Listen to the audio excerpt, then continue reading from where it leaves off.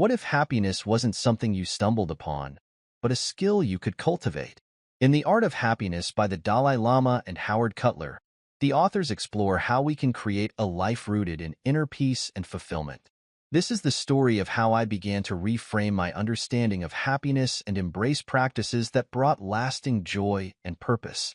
By applying their teachings, I discovered that happiness is not only attainable, but something we can consciously build through daily effort and intention. The Dalai Lama starts with a profound yet simple idea. The purpose of life is to seek happiness. He argues that true happiness doesn't come from material possessions or external circumstances, but from within. Happiness is cultivated through compassion, connection, and a sense of purpose, qualities that transcend fleeting pleasures. I began reflecting on my own pursuit of happiness. Was I chasing fleeting pleasures or building a deeper sense of fulfillment? I realized that much of my time was spent pursuing external achievements, hoping they would bring lasting joy. The Dalai Lama's perspective helped me see that happiness is not something to be found, but something to be created through deliberate actions. I started incorporating small daily practices to shift my focus inward. Gratitude journaling, acts of kindness, and moments of mindfulness helped me connect with a more profound sense of peace. These practices didn't eliminate challenges, but provided tools to navigate them with greater ease. This chapter reminded me that happiness isn't a destination. It's a journey shaped by our intentions and actions. By focusing on these small, consistent steps, I felt a growing sense of fulfillment and calm. The Dalai Lama emphasizes that happiness is a skill, and like any skill, it requires practice. By training our minds to focus on positive thoughts and cultivate compassion, we can reshape our perspective and approach life with greater resilience. This training isn't about suppressing negative emotions, but learning how to manage them constructively. I began examining my thought patterns. How often did I dwell on negativity or allow stress to consume me? Inspired by the Dalai Lama's teachings, I started practicing mindfulness meditation. This helped me become more aware of my thoughts and redirect them toward gratitude and optimism. Over time, I noticed a shift in how I responded to stressful situations. They no longer felt as overwhelming or all-consuming. To deepen this practice, I incorporated techniques such as deep breathing and visualization. For instance, when facing a difficult challenge, I visualized a positive outcome or reminded myself of past successes. This chapter taught me that happiness is not a passive state, but an active practice. By training my mind, I learned to create space for joy and contentment, even amid life's uncertainties.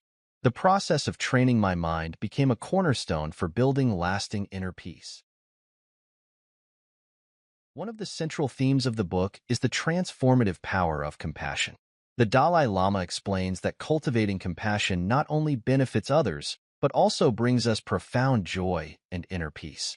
Compassion shifts our focus away from ourselves, fostering connection and reducing feelings of isolation. It creates a ripple effect, enhancing the well-being of everyone it touches. I started incorporating acts of compassion into my daily life, whether it was lending a listening ear, offering help to a colleague, or volunteering in my community. These small actions brought a sense of purpose and fulfillment that material rewards never could. Compassion, I found, was not just about grand gestures, but about showing kindness in everyday interactions. This chapter reminded me that compassion is a two-way street. By giving to others, I enriched my own sense of well-being. The Dalai Lama's insights taught me that happiness is not just about what we receive, but also about what we give. As I embraced compassion, I noticed a profound shift in my relationships and my overall outlook on life. The act of helping others became a source of joy and inspiration. The Dalai Lama acknowledges that suffering is an inevitable part of life, but he also offers a path to navigate it. He explains that our response to suffering determines its impact on our happiness. By accepting pain as a natural part of existence and reframing it as an opportunity for growth, we can reduce its hold on us. This perspective transforms suffering from something to be avoided into something that can teach us resilience and wisdom. I reflected on my own experiences with adversity. In the past, I had often resisted or ignored pain, hoping it would disappear. The Dalai Lama's teachings encouraged me to face challenges head-on, viewing them as opportunities to build resilience and understanding.